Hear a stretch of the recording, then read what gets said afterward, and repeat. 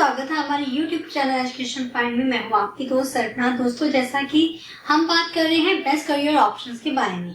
पिछली वीडियो में हमने बात की थी कि अगर आपने +2 आर्ट्स में की है तो आपके पास कौन से ऐसे ऑप्शंस है जिससे आप अपने करियर को बना सकते हो, आगे बढ़ा सकते हो। तो आज इस वीडियो में हम बात करेंगे कि अगर आपने +2 अपनी कॉमर्स में की हुई है तो आपके पास ऐसे कौन से ऑप्शंस हैं जिसमें आप अपने करियर को चूज कर सकते हैं। तो चलिए स्टार्ट करते हैं। दोस्तों, जब भी हम कोई स्ट्रीम को चूज करते हैं, चाहे वो कॉमर्स है चाहे वो आर्ट्स है, हमें सबसे पहले क्या होता है माइंड में कि हम इसके बाद क्या करेंगे। कॉमर्स को कंप्लीट करने के बाद हम किस लाइन में जाएंगे। तो कुछ स्टूडेंट्स ऐसे होते हैं जिन्होंने पहले से ही अपना जो करियर का जो एम है वो सेट करके रखा होता है कि हमने आफ्टर कॉमर्स ये करना है, इस लाइन में जाना है। ठीक है, जैसे हमें बीकॉम करनी है, एमकॉम करनी है, या फिर सीए की लाइन में जाना है, सीएस पढ़ना है।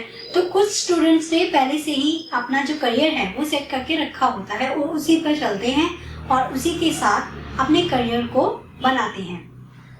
लेकिन कई बार ऐसा होता है कि कुछ स्टूडेंट सिर्फ ये सोच के कॉमर्स में जाते हैं कि नहीं, अगर हम आर्ट्स रखेंगे तो हमारी रेपुटेशन खराब हो जाएगी, लोग कहेंगे कि पता नहीं कम मार्क्स है या फिर पढ़ाई नहीं करते इसलिए इन्होंने आर्ट्स चूज किया है। तो उस केसेस में कुछ स्टूडेंट जो होते हैं वो कॉमर्स की फील्ड में चले जाते हैं। क्लियर। लेकिन प्रॉब्लम क्या है, कॉमर्स की फील्ड में चले तो गए लेकिन उन्हें यही नहीं पता कि मुझे आगे करना क्या है। तो उन स्टूडेंट्स के लिए आज इस वीडियो में मैं बताऊंगी कि आपके पास और कौन से ऐसे ऑप्शन है जिससे आप अपने करियर को चूज कर सकते हो। क्लियर। क्योंकि कॉमर्स जो होती है उसमें हम क्या ज्यादातर पढ़ते हैं, बैंकिंग के बारे में पढ़ते हैं, अकाउंटिंग्स करते हैं, फाइनेंस के बारे में पढ़ते हैं, क्रेडिट डेबिट्स, ये सब हम लोग उसमें पढ़ाई करते हैं, है ना।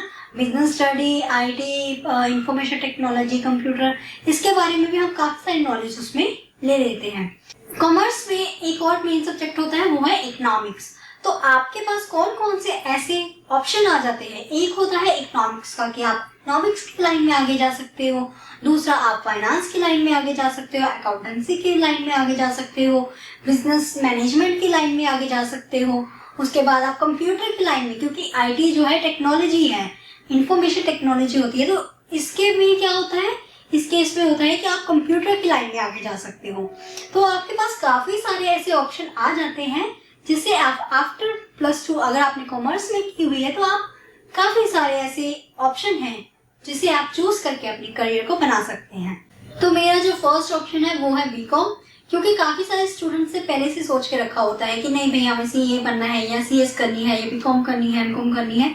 तो इस तरीके के साथ अगर हम फर्स्ट पॉइंट देखते हैं तो मेरे हिसाब से बीकॉम इज अ बेस्ट, क्योंकि इसमें आपको कॉमर्स से रिलेटेड फाइनेंस की नॉलेज हो जाती है, अकाउंटेंसी की नॉलेज हो जाती है, इससे रिलेटेड और भी कई सारे ऐसे कॉन्सेप्ट है जो आपको क्लियरली डिफाइन हो जाते हैं।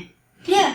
तो आप उसमें एफिशिएंट हो जाते हैं, आपको उसमें क्लियरेंस अच्छी तरह से हो जाती है और आफ्टर बीकॉम भी आप कहीं ना कहीं जॉब कर सकते हो, क्योंकि काफी सारी कंपनीज ऐसी होती हैं जिन्हें अकाउंटेंट्स की, फाइनेंस की जरूरत तो पड़ती है, लोगों की जरूरत पड़ती है।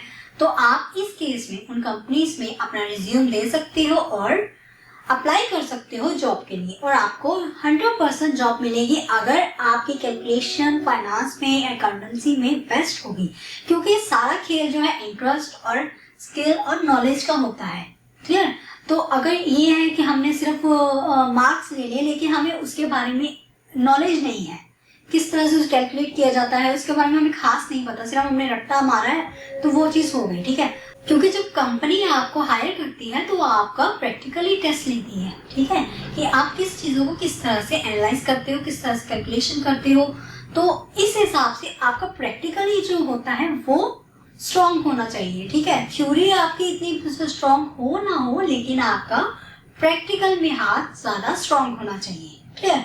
तो इसके लिए आपको अगर बीकॉम करते हो तो वो भी बेस्ट ऑप्शन है after +2 in commerce field. Clear. Second जो मेरा ऑप्शन है वो है सीएमए यानी कि कोर्स मैनेजमेंट अकाउंटेंसी, जिसमें आपको अकाउंटेंसी की काफी नॉलेज हो जाएगी और आफ्टर +2 आप अगर कॉमर्स में की हुई है तो आप सीएमए का कोर्स भी कर सकते हो। क्लियर। थर्ड मेरा ऑप्शन है BBA, bachelor of business administration.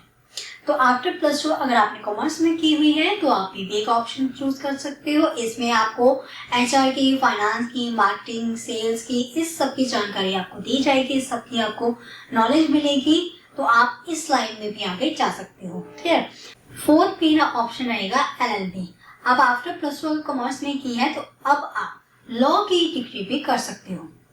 अगर आप में इंटरेस्ट है, अगर आपके पास वो क्वालिटी है कि आप किसी के साथ बैठकर बात कर सकते हो, किसी के साथ क्वेश्चन आंसर कर सकते हो, बहस कर सकते हो, अपने पॉइंट को ऊपर रख सकते हो, अगर आपके पास ये सारे क्वालिटीज मौजूद हैं तो आप लॉ की लाइन में जा सकते हैं। तो ये भी एक ऑप्शन है आपके पास आफ्टर प्लस टू अगर आपने कॉमर्स में की हुई है। इसमें कोई ऐसे हार्ड एंड फास्ट रूल नहीं है कि बीए वाला इंसान जो है, जो बीए वाले स्टूडेंट है वो एलएलबी कर सकते हैं, ऐसा नहीं है। जो कॉमर्स के स्टूडेंट हैं वो भी एलएलबी कर सकते हैं क्योंकि उन्हें भी काफी सारे लॉ की इंफॉर्मेशन दी जाती है। ठीक है। नेक्स्ट मेरा ऑप्शन रहेगा बीसीए। आपको स्टूडेंट्स कंफ्यूज मत होना कि अगर प्लस टू हमने आर्ट्स में की है तब भी हम बीसीए में जा सकते हैं, अगर आपने कॉमर्स में किया तब भी जा सकते हैं।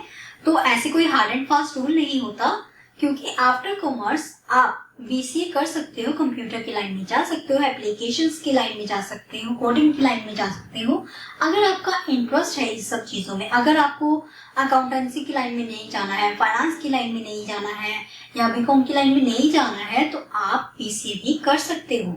ठीक है।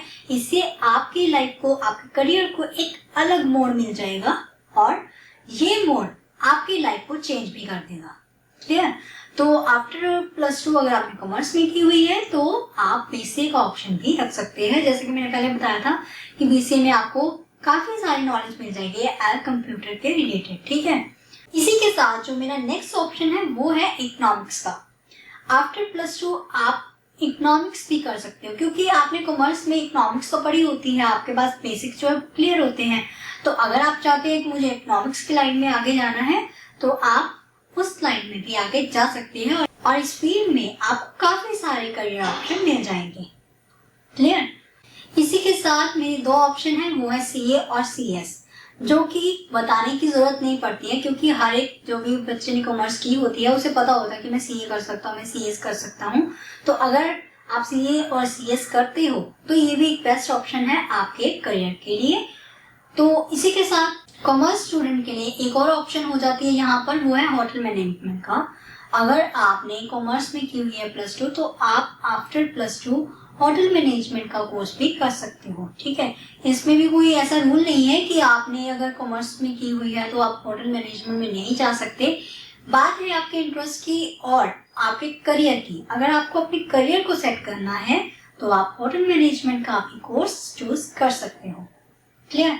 तो दोस्तों ये थे कुछ ऐसे ऑप्शन जिसे चूज करके आप अपने करियर को आगे बढ़ा सकते हो, जिससे आपको बाद में पछताना नहीं पड़ेगा कि हमने इसी कोर्स को करने के बाद हम आगे क्या करें।